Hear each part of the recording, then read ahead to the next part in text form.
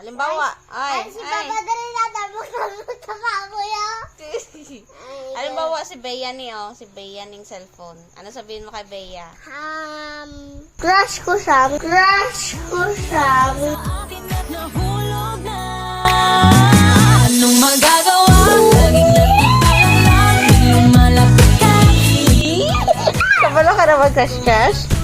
Bakit? Kaya gusto ko. Gusto siya. Gusto ko siya.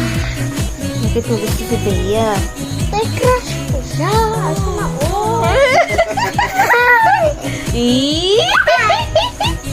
Hindi ka na mauya? Hindi man.